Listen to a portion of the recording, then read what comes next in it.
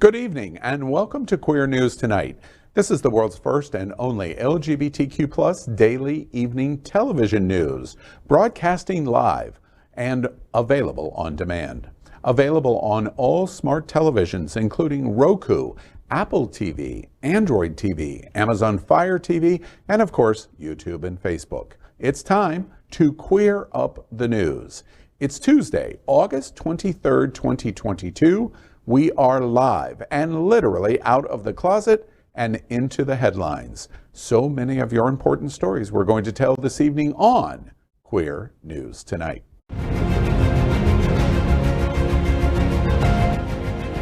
This is the world's first live daily LGBTQ evening news show, literally out of the closet and into the headlines on Queer News Tonight with Al Ferguson. Anchor at Queer News Tonight, Al Ferguson, and this evening we bring you the news of and a perspective representing the LGBTQ+ community here in South Florida, America, and across our planet. This is the world's first and only unedited live LGBTQ+ evening news show. Whatever happens unique in LGBTQ+ news, you will see it and hear it. This is the world's first and only unedited live LGBTQ+ evening news show. Whatever happens unique in LGBTQ+ news, you will see it and hear it. Happening Out Television Network is a 501c3 nonprofit media platform in the television and radio model of PBS and NPR, but designed for our LGBTQ+ community. We are part of one of the largest LGBTQ+ media companies in America, Hotspots Magazine and Happening Out Television Network. Well, let's welcome anchor Klifton Fehr. Klifton has been an active mental health professional within the South Florida community for over 15 years. He has been working throughout the country with corporate business leaders and businesses for the past 3 years throughout the pandemic to address mental health challenges within the workspace. Currently, Klifton is working on initiatives with empowering the BIPOC gay men within the Tri-County area through weekly groups, as well as working with the fathers of the Michael Brown Chosen for Change Foundation with intensive group therapy retreats. Mr. Fehr continues to sit on boards of nonprofit organizations throughout the country, as well as provide therapeutic services for their clients and staff alike. Good evening, Klifton. Good evening, Al. Good evening, fellas. Let's also welcome anchor Scott Galvin. He is the executive director of Safe Schools South Florida, providing a safe place for LGBTQ+ youth. A member of the North Miami City Council, the longest serving LGBTQ+ legislator in the state of Florida. He sits on the board of directors for AIDS Healthcare Foundation and volunteers with the Florida LGBTQ+ Democratic Caucus. Good evening, Scott. Good evening. It's great to be here as always. And now let's welcome anchor Jeff Oliverio. Jeff's the founder and treasurer of the Hollywood LGBTQ+ Council, a unique community civic organization in Greater Hollywood. The council will be hosting the second annual My Hollywood Pride on January the 29th, 2023. He's also the chair for the 2022 National LGBTQ Task Force Gala, Red, White, and You, being held on October 22nd, 2022 at the Miami Beach Convention Center. The gala, along with its sister event, Winter Party Festival, has given back more than $3.3 million to local LGBTQ+ community organizations. Good evening, Jeff. Good evening and happy primary election day in Florida. If you're watching this, hopefully you already voted today. That's right. And let's welcome anchor Gregg Shapiro. An inductee into the Chicago LGBT Hall of Fame, Gregg is the author of 8 books, including his latest, Fear of Muses. An entertainment journalist whose celebrity interviews and music reviews run in a variety of regional LGBTQ+ and mainstream publications and websites. His movie review column, called Screensaver, can be found in South Florida Gay News, San Francisco's Bay Area Reporter, RottenTomatoes.com, and more. Good evening, Gregg. Good evening. We are the reporters for Queer News Tonight, and this evening we begin with the queer headlines. The LGBTQ+ community in South Florida and across America is diverse. Our community across the world is vast.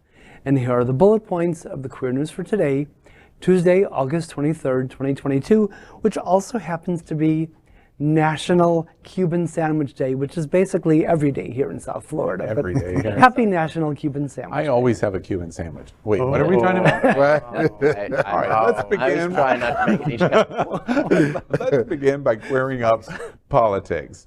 Educated voting is a bad sign for Trump, DeSantis, and the GOP. And here's why. A coalition called Gays Against Groomers has formed and has one message. One of the biggest changes in the parties over the last few decades is in education.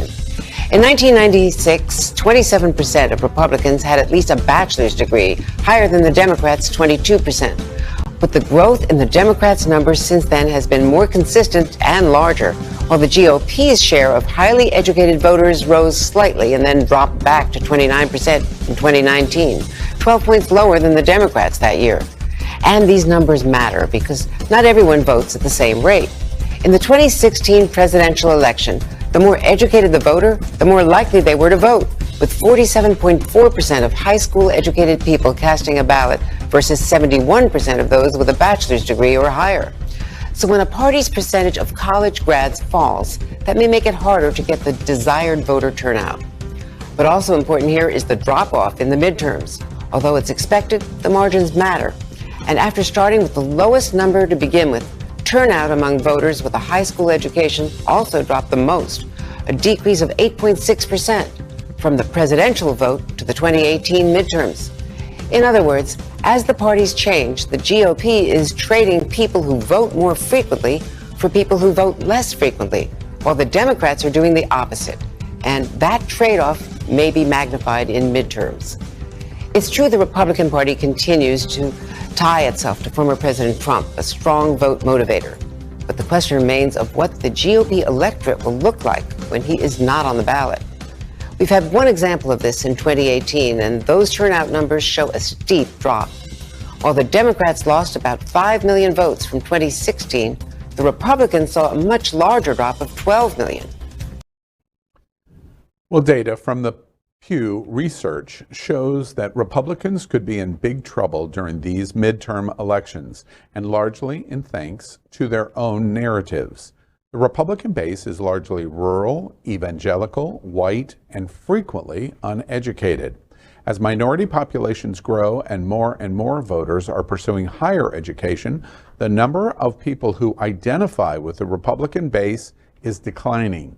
Uneducated voters may be easier to swing with speaking or talking points that are not evidence-based, but they are also more likely to become disenfranchised with voting because of it, especially narratives about stolen elections that make them feel like getting out to vote doesn't really matter.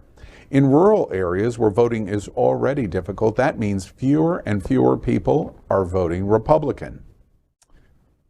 Well, what do we think? Sounds like kind of good news. It's a heartwarming story. It's like Cinderella at the ball. This is when you want to pound the table and go to school, right? Right? Or stay uneducated and don't vote. That's a good option. You know, fascinating in Pew's findings that more than 10 years ago, 27% of GOP were college educated with a bachelor's degree, only 22% of Democrats. Today, it's 29% in GOP, increased 2 points, but 41% of Democrats. That is a significant rise in education. And Pew showing that you're more likely to turn out because you think voting is important, and that's a good sign. There's one really bad sign in this report for all of us, and the bad sign in this report is we live in Florida, and Florida actually Republican registrations outpace Democrats. Why? Because apparently they're so uneducated in Florida. Just saying. Just a couple of years ago, there were 700,000 more Democrats than Republicans in the state of Florida. In a very short period of time, just those couple of years, there are now 200,000 more Republicans. That's a pickup of almost 1 million votes. Yeah. And is that, do you think that's retirees moving here? Is that what the part where A they are? big percentage of it is is retirees. The Villages effect all over the state of Florida, big part of it. And what there also was some switch to non-party affiliation as part of that as well going on. And I mean, but I think what we have to realize in this story is that uneducated voters are also not equally spread across the country. So we can have a really high percentage of educated voters that are voting in New York and California, and that does nothing for the presidential election. So while there are some negatives for Republicans here, winning the rural vote is very important. We have a lot of rural states. Two terrific examples, Jeff, of the point that you just made is first in 2016, Hillary Clinton overwhelmingly won the election in majority vote, but could not win the election because of the way the election process in Electoral College is set up. And a perfect second example of that in 22 is exactly what just happened in Wyoming. Liz Cheney would overwhelmingly win the election without the issue of Donald Trump and stealing the election and her carrying that narrative. The last election 2 years ago, she carried the election by it was 73, 75 points was what she carried in Wyoming, which is a statewide election because it's the only congressional seat. This time she lost by almost 35 points. And it's an indication that these swings are gigantic and they have tremendous effects on our national elections. But but it is an issue for Democrats losing blue collar voters, which is where you see non-college educated voters falling into the Republican hands. So hopefully we'll be able to reach those voters this coming election season. Right. So we're going to move on to our next story. Now let's queer up LGBTQ plus civil rights. Gays against groomers. Excuse me. We're having a little trouble with your teleprompter, so for production, I'm going to pick up for him. The gays against groomers plead their strange case over Twitter ban on Tucker Carlson. A coalition called Gays Against Groomers has formed and has one mission: stop the sexualization and the abuse of young children. Now, for saying that out loud, big tech companies have tried to silence them. They've been banned by Twitter as well as Linktree and other social networking sites. So after being criticized, Twitter has just reinstated their account. Jamie Michelle is the founder of Gays Against Groomers. She joins us tonight. Jamie, thanks so much for coming in. Thank you for what you're doing. On what grounds are you being banned? What was your crime exactly? Well, thank you for having me, Tucker. We were banned for hateful conduct, which they consider calling out child predators and abusers and people that want to sexualize them. They, I guess, are a protected class of people now on big tech. So for speaking out against them and trying to protect children, we were taken down. We've been taken down 3 times in 3 months now. We're brand new. Our coalition just started in June, and yeah, they can't seem to cut us a break here. So people are intentionally sexualizing children, which I thought was a crime. It's certainly a moral crime, but because you don't like it, you're the dangerous one. Exactly. In any moral society, it would be criminalized, what we see happening, and it should be criminalized. But that doesn't seem to matter. These people are going full steam ahead with their agenda, and they're using our community, the LGBT community, to use. They're using us as shields, essentially, to continue to push this unabated. And so I decided that that's enough. We're not going to let this continue anymore because the vast majority of our community stands so strongly against this, and we're just as disgusted by it as everyone else. And I think that our voices are going to be really effective in actually putting an end to it. I hope you're right. I'm just wondering, what percentage of the American population, of any party or sexual preference or whatever, of all Americans, 340 million, what percentage are for this? It can't be big. Right. I think it's a very, very small minority, especially with our community and the people outside of it that use us to push the agenda. But I think that they're so loud, and that's all you see coming from our community because they have the backing of big tech, woke media, woke corporations, and even this administration. Right. So they have a big backing, you know, and so if they want to get their point across, everybody that has some power in this country is going to help them do that. And, you know, we're growing incredibly fast. We're only 3 months old, but we have almost 170,000 followers. And they can see how effective our voices from inside the community are going to be to fight this. And, you know, they have censorship and we have the majority of the population. And so I think in the end we'll win. And regardless of what they try to do to suppress our voices. It's totally right. It's like Nancy Pelosi, CNN, and Media Matters are the only people who are in favor of this. Jamie, I appreciate your Pretty bravery. much. Thank you. Yeah. Gays Against Groomers plead their strange case over Twitter ban on Tucker Carlson. After Gays Against Groomers was temporarily banned from Twitter, they went on Tucker Carlson to complain about it. The group argues they are fighting against indoctrination, sexualization, and medicalization of minors by using the gay community and alphabet politics as a shield. Their website states, open quote, "Our community that once preached love and acceptance of others has been hijacked by radical activists who are now pushing extreme concepts onto society, specifically targeting children in the recent years. The overwhelming majority of gay people are against what the community has transformed into, and we do not accept the political movement pushing their agenda in our name. Gays Against Groomers directly opposes the sexualization and indoctrination of children. This includes drag queen story hours, drag shows involving children, the transitioning and medicalization of minors, and gender theory being taught in the classroom," end quote. Did you notice that the Gays Against Groomers acronym is GAG? And not in a good way, for the record. And just a little fun fact about Jamie. She's the lead designer at Arsenal Media Group, which is a right-wing publication firm whose clients include Ben, not related, Shapiro, Dan Bongino, and Sarah Sanders. Isn't that interesting? That's her thing. She's really this. She says our community. No, I don't think you're part of our community. It would be great to have seen her be interviewed by a not-so-friendly host, by somebody who wasn't just going to throw her softball questions. No, you throw it right to me. We are reaching out to Jamie Mitchell because we would absolutely love really to talk to her at Queer News Tonight. We do an interview because I think it's valuable to hear the point of view, not Tucker Carlson doing it, because Tucker Carlson is just setting up the spin that he wants to spin.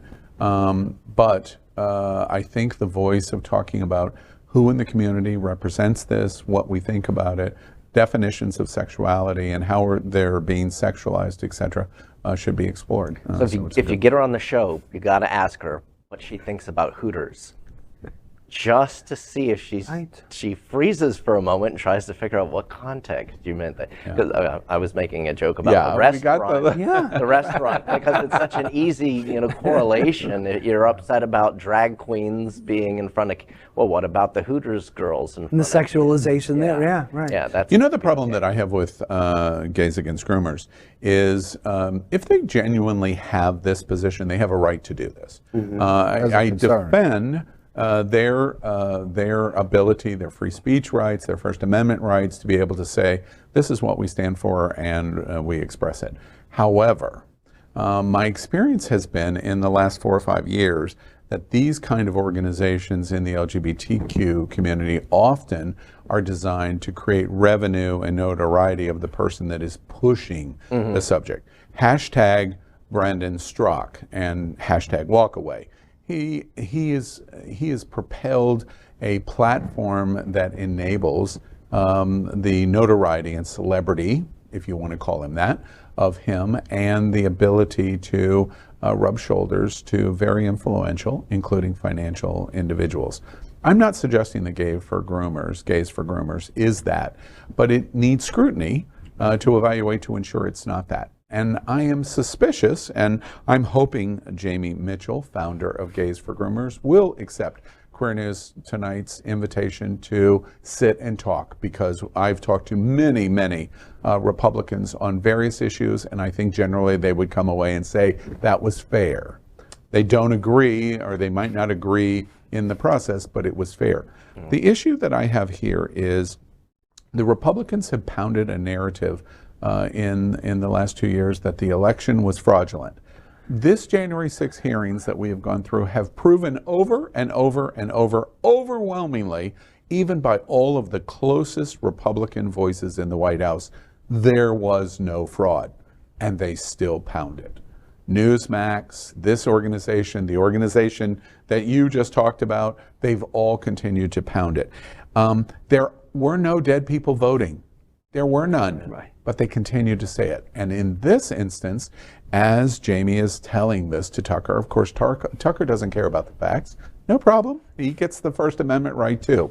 But in the examples of the sexualization, I kept thinking to myself, okay, well, if you're going to attack drag queens, let's use their best argument. Bring the receipts.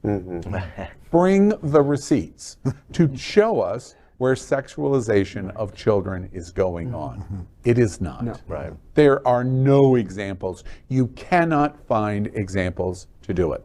They're springboarding out of hormone therapy for 13 or 15-year-olds and saying if there is transitioning surgery, that's mutilization, etc. In those very rare examples, you cannot broadly stereotype all of America in terms of how LGBT and what is going on with children.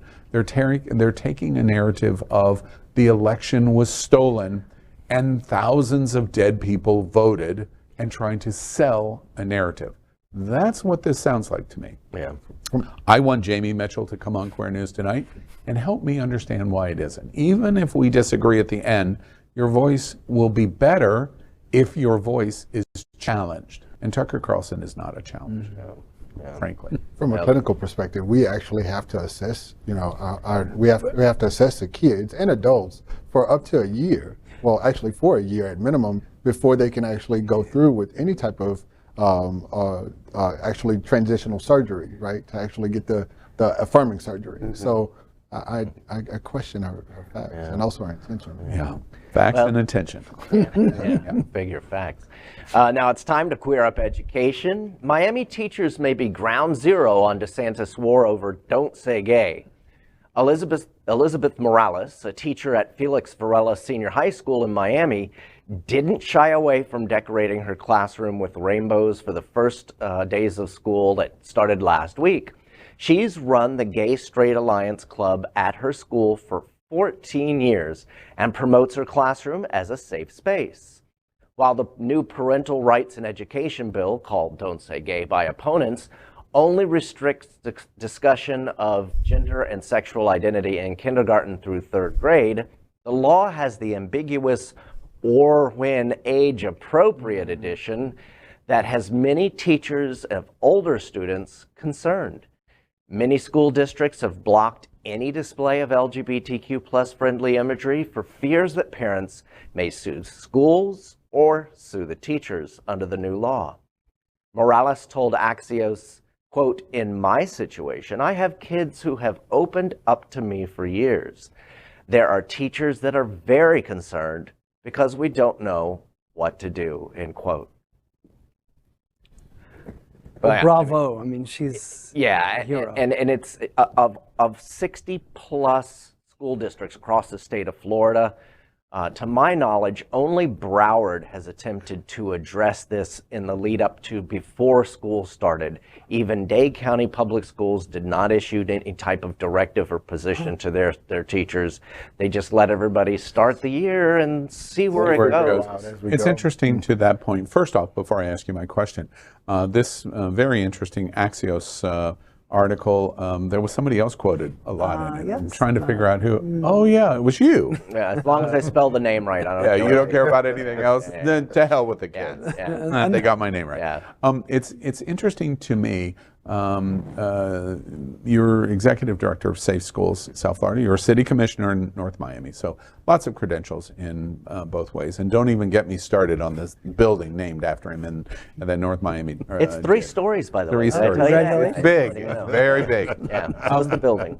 To your point specifically, why did Broward do this? What's behind it? We're the bluest county in Florida by far. Yeah, and I think it reflects that fact. I think you would have thought Dade, Palm Beach, Monroe, you would have thought that they would have also issued something. They didn't. What was in the school attorney's school board attorney's mind at the time, and the school board, because the school board attorney and the school superintendent don't act independently of their school board.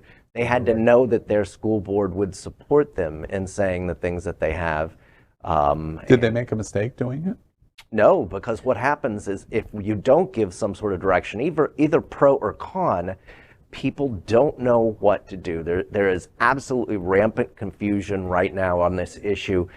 Safe Schools had a Zoom about 2-3 weeks ago for teachers across the state answering their questions about Don't Say Gay, and everybody is just absolutely befuddled. Teachers want to do the right thing. It's not in most of their DNA to be like rabid fighters. They want to make everybody feel loved and welcome, and they're just scared. What do you think about the observation that, all right, let's use a football analogy.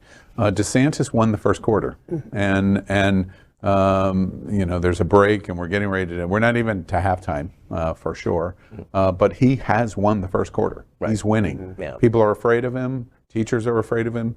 Yep. Students, LGBT students are afraid of him.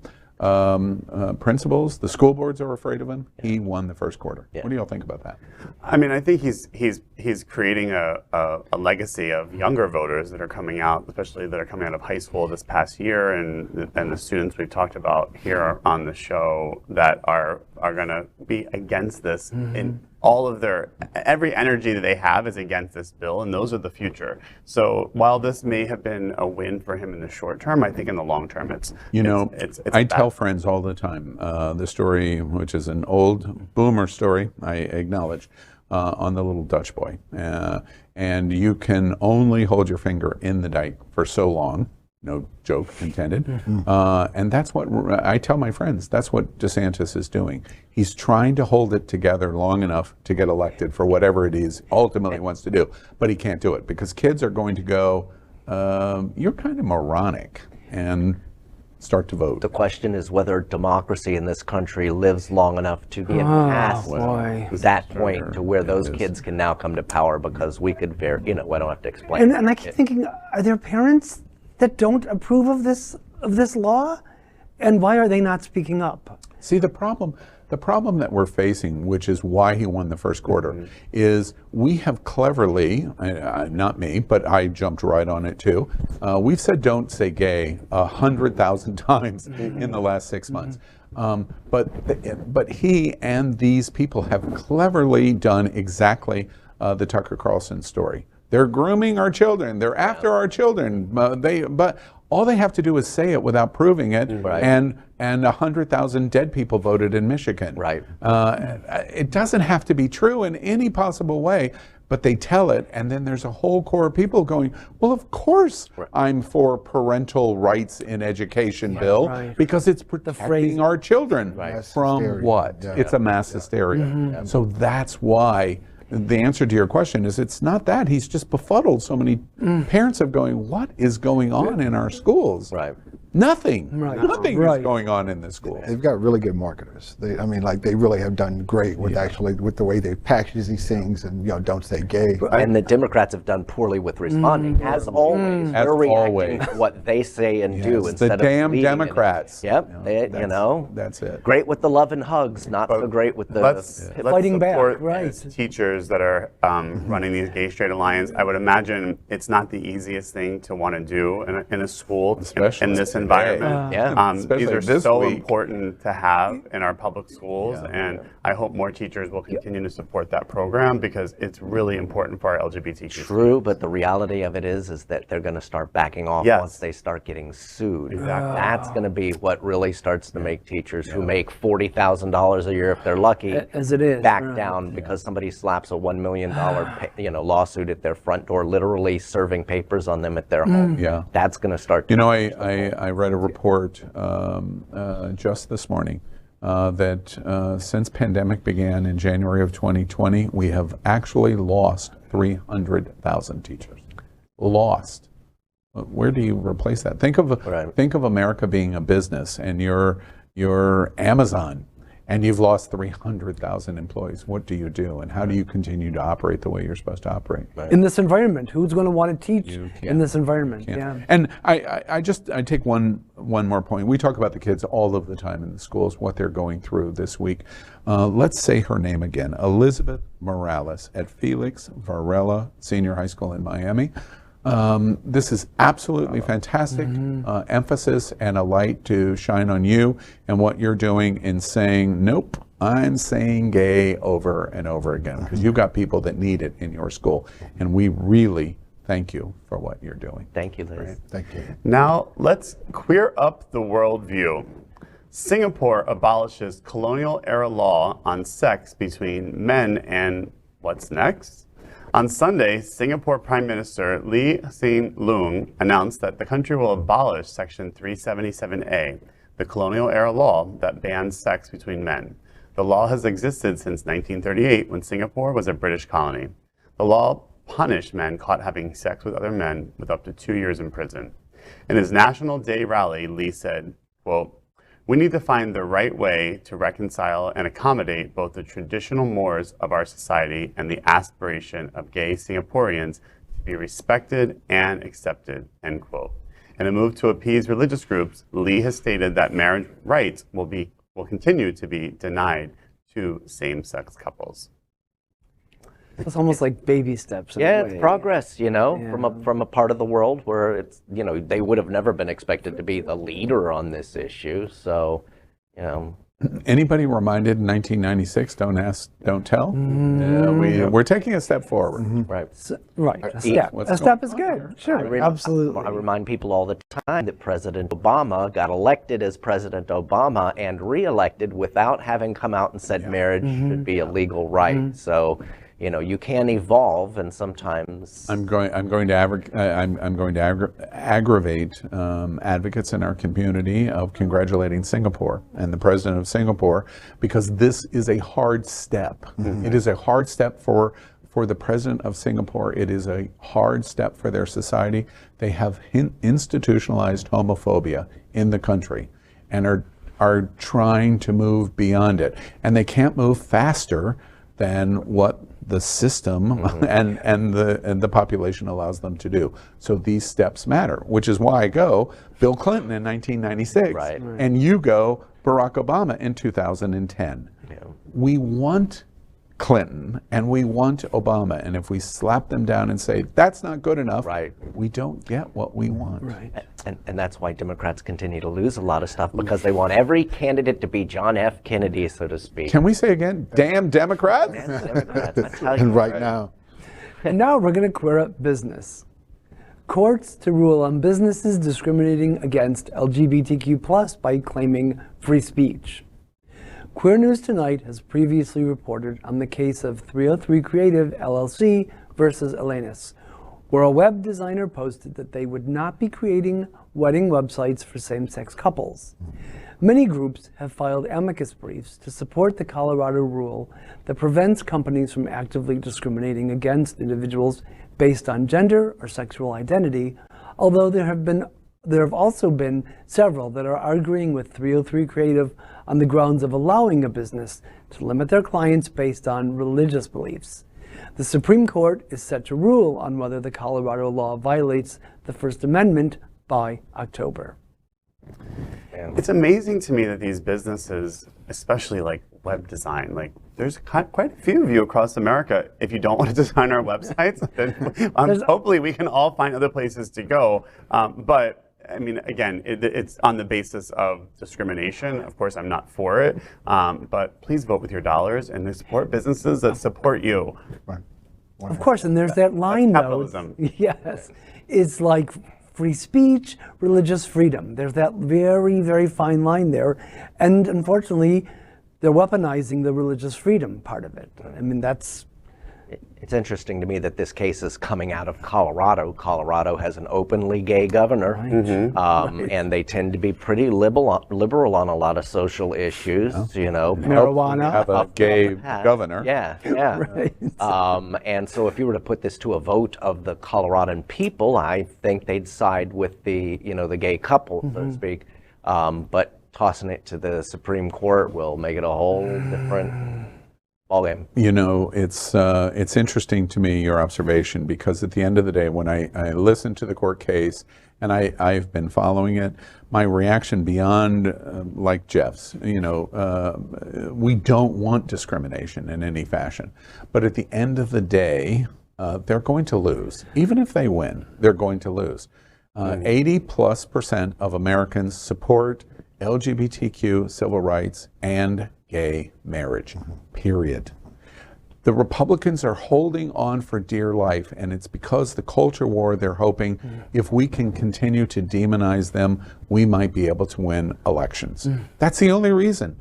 The majority of the Republicans believe in LGBTQ rights and marriage. So this poor, pitiful business that is probably extremely evangelical or an extremely right-winged, Catholic faith, okay, so you get it today, but 5 years from now, you're going to get less 5 years from now than you get today. You are not going to win.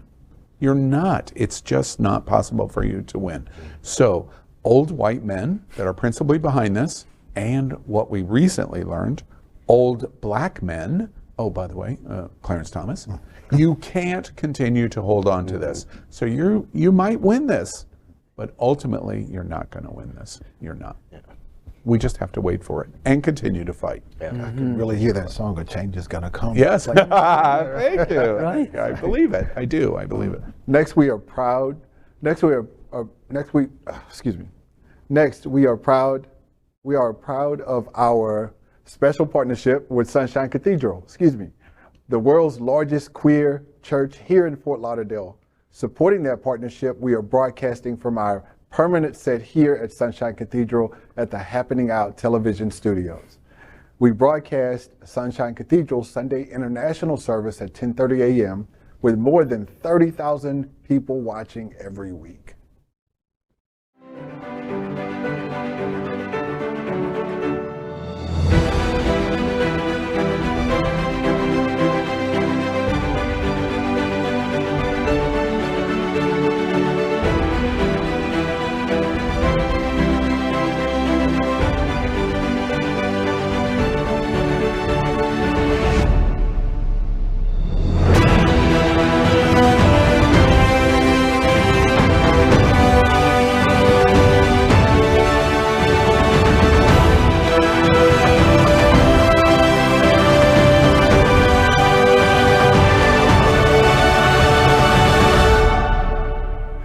My name is Lexi Goza of Lexi Goza State Farm Insurance in Midtown, Miami, Florida.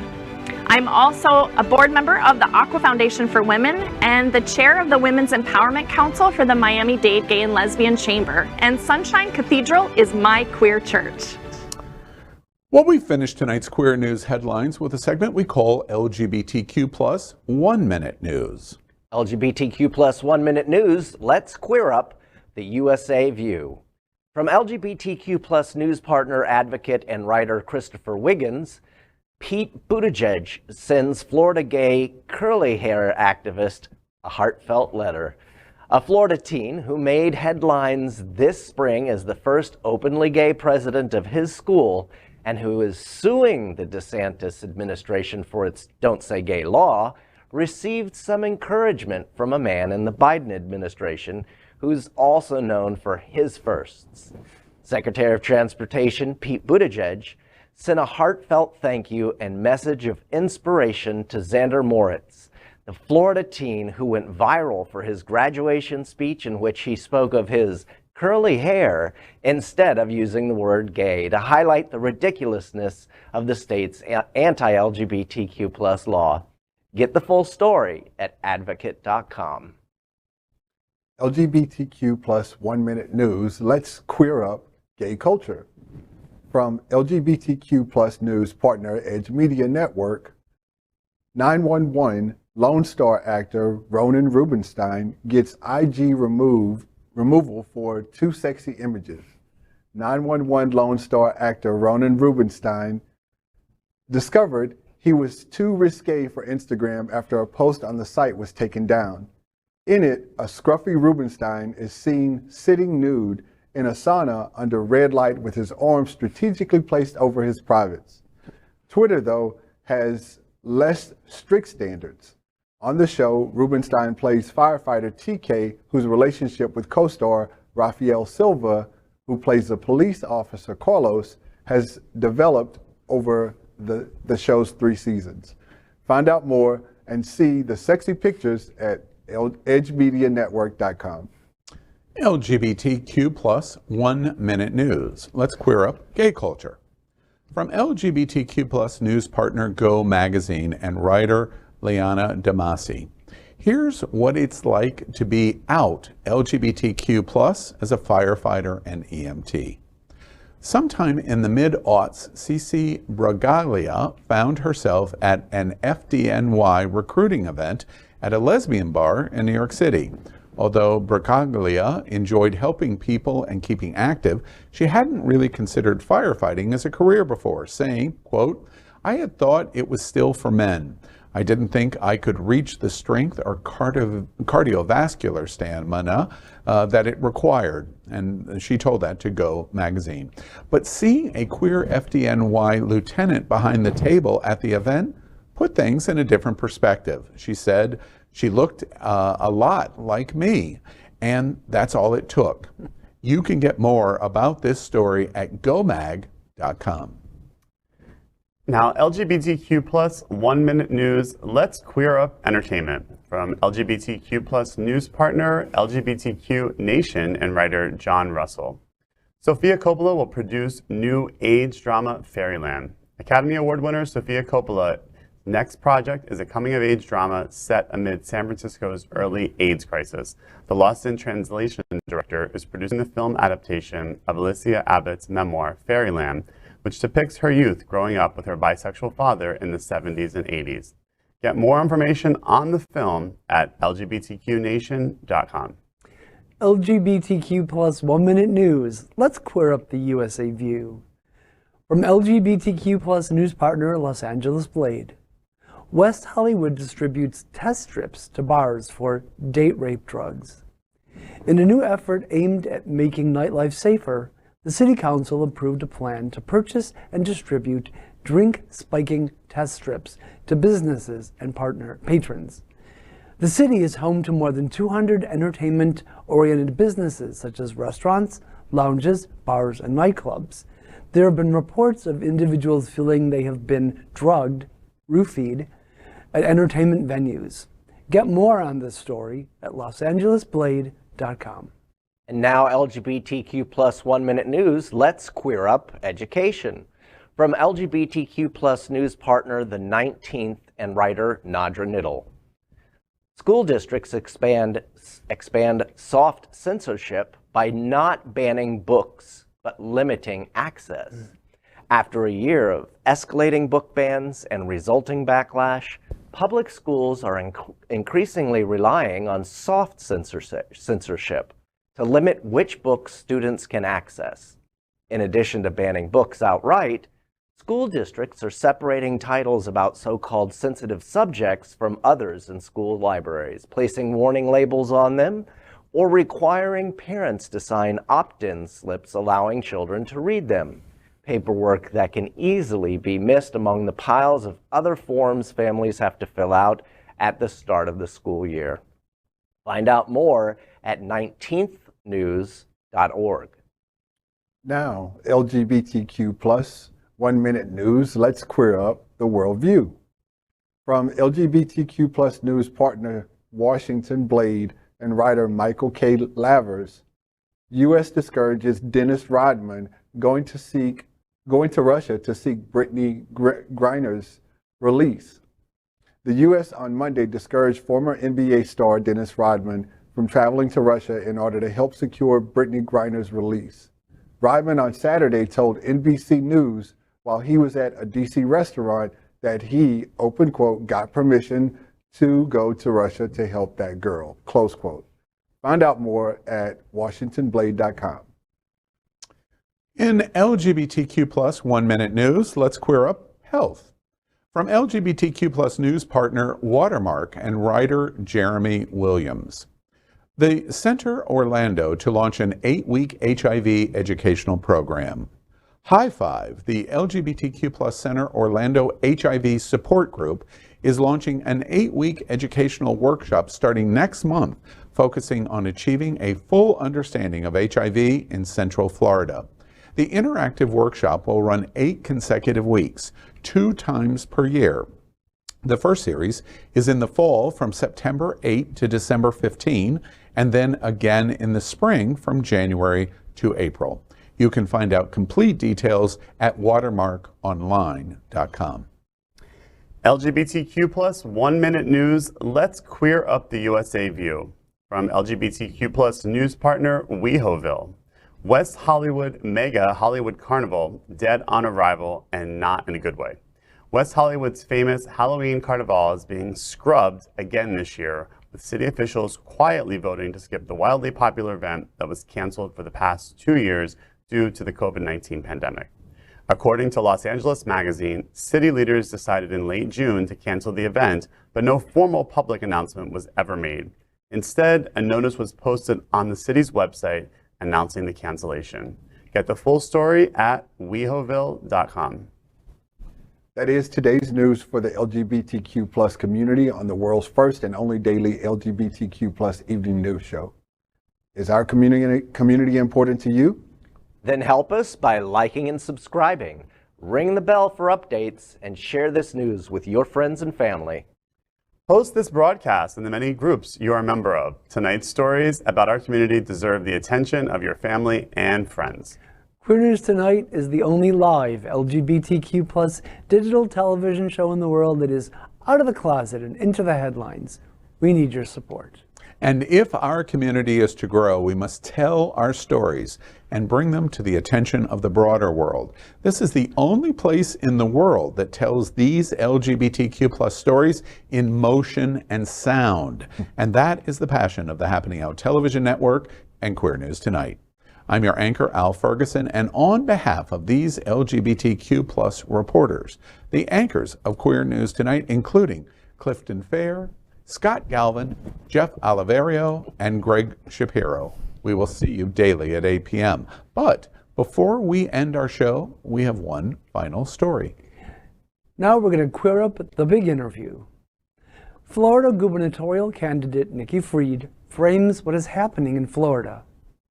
Recently, at the LGBTQ+ Democratic Caucus here in Fort Lauderdale, Queer News Tonight anchor Al Ferguson spoke with Commissioner of Agriculture and gubernatorial candidate Nikki Fried about LGBTQ+ issues here in Florida. Well, we are at the Florida LGBTQ Democratic Caucus, and we have just listened to an amazing speech by somebody that needs absolutely no introduction, so I'll do the introduction. It's Commissioner Nikki Fried, the Commissioner of Agriculture and Consumer Services for Florida.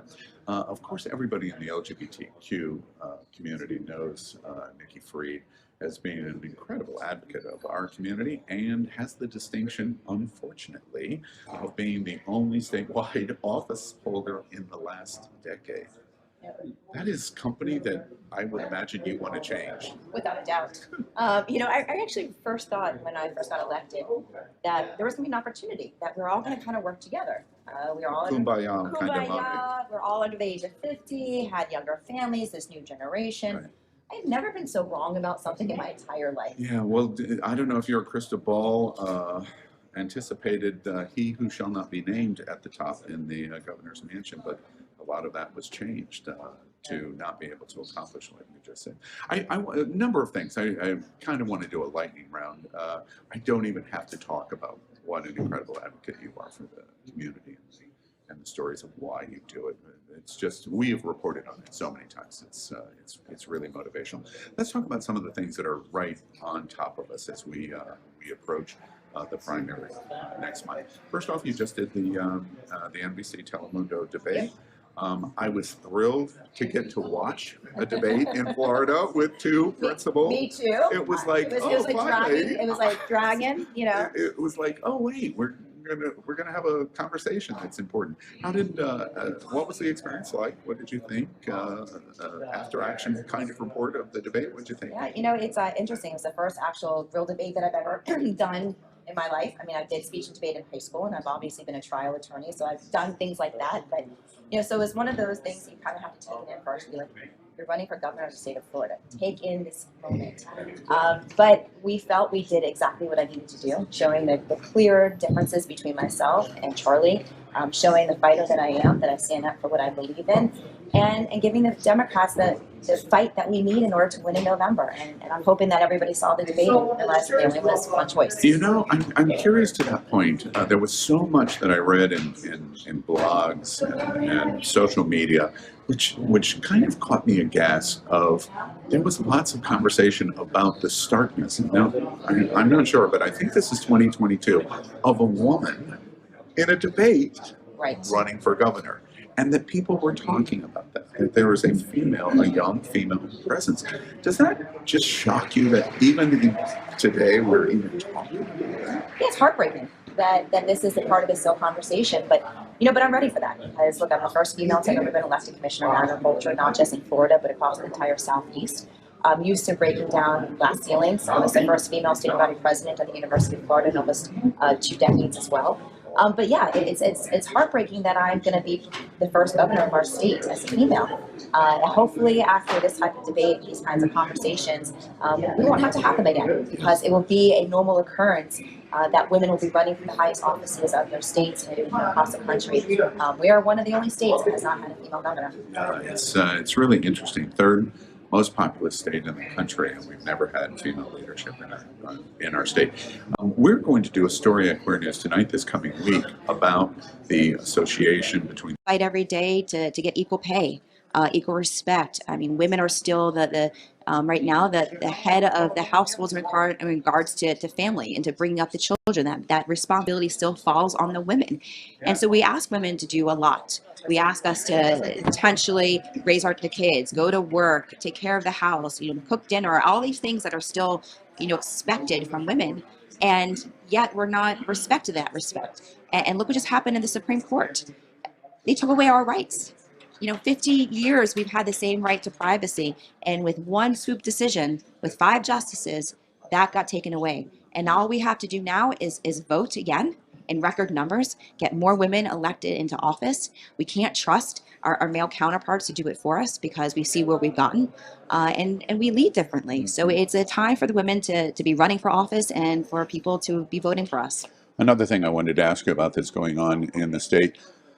This last week, Liberty Moms comes out of the woodwork, and Governor DeSantis goes and speaks at their conference in Tampa, and the Democratic conference was going on in the same hotel. Very strange. Liberty Moms, but more importantly, that is what it is in America and in Florida. But Governor DeSantis's embracement, it seems like he's just going out of his way to say, this is how I'm going to win, not the governor's election, but I'm going to become president of the United States in 24. What do you think about what you're watching Governor DeSantis do in Florida? He's dividing our state. He's instilling hatred. He's giving these individuals life to speak and spew the misconceptions of what's happening in our classrooms, what's happening in our educational environment. And so what he's doing to us Floridians is he's using us to gain political points for his primary that he believes he's going to be a part of in 2024 to run for president of the United States. And what he's doing is he's the one who's indoctrinating our schools. I was just seeing what he's doing even to higher ed, that they're giving millions and millions of dollars to some of our higher ed systems to create a new civics lessons, kind of what we saw now in our K through 12 system. So that's what's called indoctrination. And instead of allowing for academic freedom, and so what he is doing is actually putting us back into a place where our founding fathers originally were, taking away rights, marginalizing people, telling them these are the people to blame. And I keep saying, and I said this in the debate, that they came for the Black community, they came for the gay community, they're coming for women's rights. Who's next? Who's on the chopping block next? We're banning books in our state. We're banning the history of our state and our country. That is a very dangerous. And I need people to start understanding. I'm not just speaking, into hyperboles. This is happening today in the state of Florida in 2022. And I need everybody to wake up and to realize we have the power to change it, but not if we sit on the couches. I'm curious your comment. When Don't Say Gay, we went through the first quarter debate in the legislative session. It's only K through 3. All we're talking about is K through 3. And you and many other powerful voices argued of the vagueness of the bill.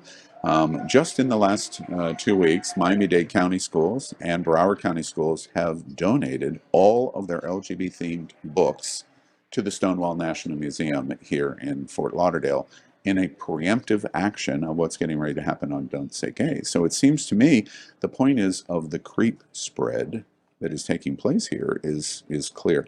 Well, what's your reaction about Miami-Dade, which is a very blue school district, and Broward County, which is the bluest school district in Florida, still surrenders to Don't Say Gay? Yeah, it's scary because what's happening is that everybody's become scared of the governor because he goes after people. He takes revenge. He takes... Wait, are we talking about Donald Trump or Ron DeSantis? Same person. Same person. Right. But that he takes out vengeance. That, if you dare speak up against him, he comes after you. Look what he did to those school boards during the pandemic. Threatening to take away money, threatening to pull people out of their positions. And look what he did to Disney and what he's done to the cruise line industry. Basically, anybody who dares speaks out against him, he goes after. And so these school boards are trying to at least do their job, but are scared of, what ramifications will be happening from the governor. LGBTQ community hears that observation loud and clear. It's anti-democratic. So we hear you loud and clear what the dog whistle you're blowing of your concern here. Do you think the LGBTQ community is listening to you to the degree and the way that your dog whistle just blew? I do believe so. And the reason why I say that is, we attended either in my official capacity or in my candidate capacity, nearly every single Pride parade in the state of Florida in June, and even some of the ones that happened. We yelled at you at Stonewall Pride. Yep. So we were everywhere. Had staff members or campaign, myself, or again in my official capacity, and the energy that was out there. Those Pride parades, the people, saying, we love you, Nikki, thank you. You felt that there was a movement happening on the ground, that people were coming out to these Pride parades, and it wasn't just members of the gay community. There was gay allies that were out there too, understanding the gravity of the situation as well. So I think that the message is getting out there. We need to continue having it loud and clear, and it needs to not just come from the Black community, or it doesn't need to just come from the Hispanic community or from the gay community or from women. It needs to come from all of us, because we are all in line to lose our own freedoms and democracy if we don't stand united against this fascism and this oppressive behavior that's coming from the governor. And everybody needs to also understand and remember this too. He only won by 33,000 votes. This is not a landslide. It's not a slam dunk. And it is not a slam dunk. There's 50,000 LGBT voters that didn't come out in the last governor's election that could come out this time, which would win the election. And that would have been that. It would be that. I want to, last thing I want to ask you about is what the national news is. So the House voted on respect for marriage. Were you surprised that 47 Republicans voted yes? Did that surprise you? It should have been everybody voting yes. I mean, this is 2022. There should have been no votes. This is...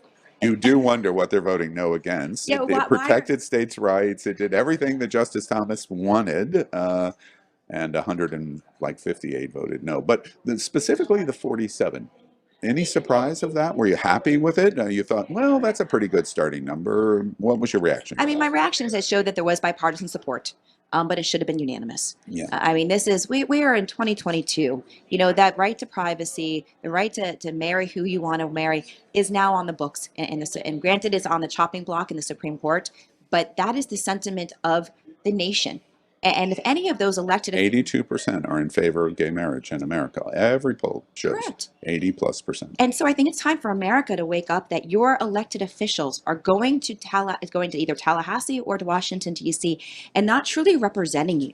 They're representing their own political ambitions. And so if you have an elected official who is not standing up for you, I don't care if you're a Democrat, Republican, Independent, if your elected official is not standing up for what you believe in, and I say the same thing on cannabis. You know, we are seeing 80% of America wants legalization, and yet we can't get it across the finish line in the Senate. There are so many things that the country has moved on, even on guns, has moved on, universal background checks, and yet we can't get it accomplished in the Senate. And I need also people, and I'm going to go on a soapbox for 2 seconds, Of course. is that what I need people to understand, that I get the frustration. I get the frustration that the American people have right now, that government is failing them, that are seeing the dismantling of so many of our rights. You're seeing, you know, what's happening in Washington, D.C., the stagnation. And people want to blame the party in power. You know who's in power right now? 5 Supreme Court justices and Mitch McConnell. And so if you really truly want change, people are going to have to go out and make sure that the Democrats truly have a majority. We don't have a majority. You know, we've got 50. And unfortunately, we've got 2 senators who, depending on the issue. And I want to ask you about that specifically. Coming back to, it's going to move, Respect for Marriage is going to move to the Senate. We may have, it's going to require 60 votes. We may have 4 or 5 Republicans, depending on who you believe so far. So right now it looks like it's 55-45 and will be defeated.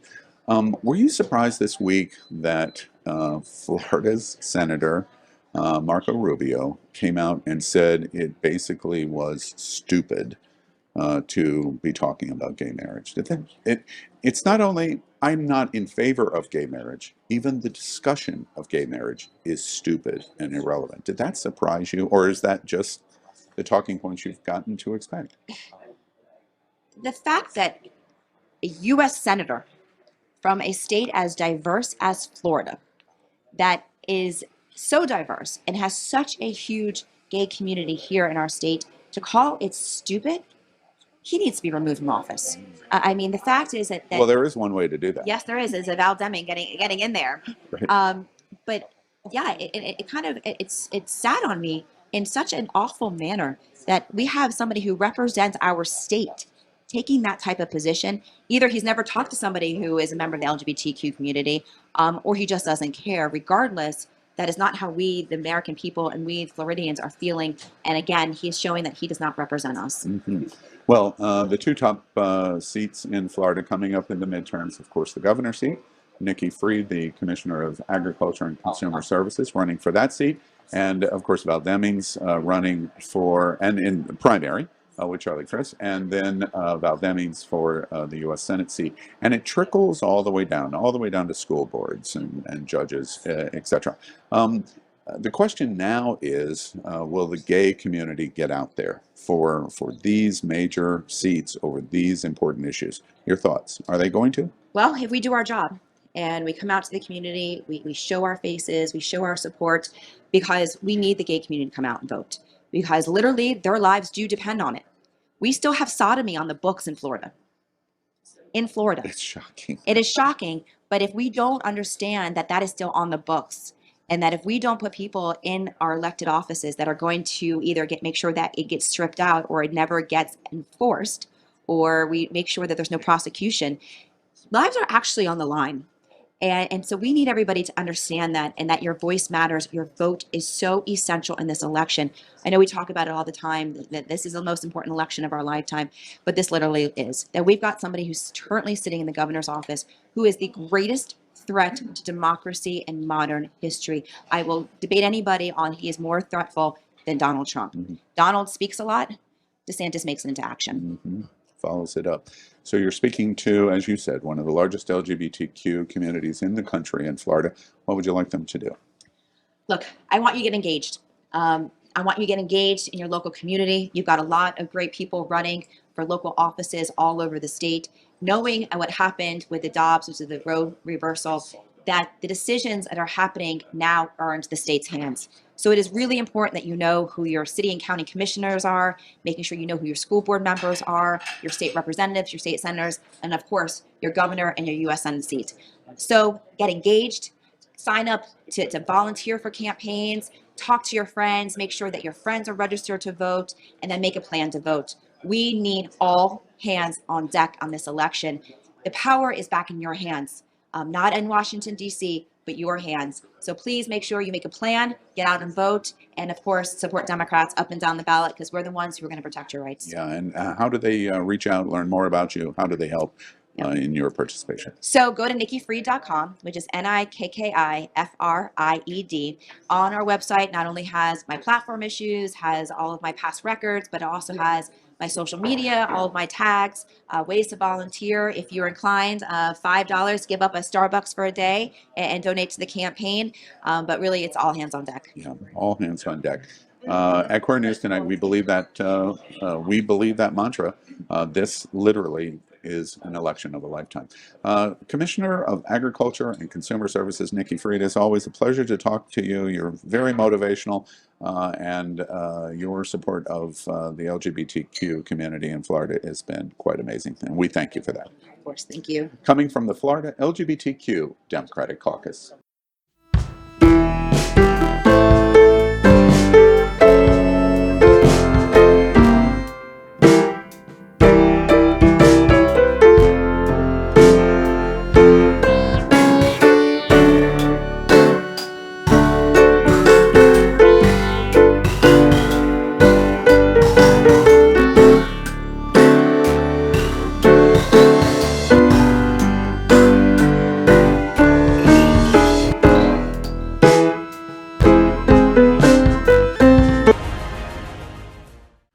LGBTQ plus news is vital for our community and for the broader world as a whole. We have enough enemies at Fox News. Tucker, Sean, and Laura are loud. We need passionate allies. Happening Out television network, Queer News Tonight, and It's Happening Out are literally out of the closet and into the headlines. Our community needs your support. Like this broadcast and subscribe now to ensure the growth of the entire LGBTQ+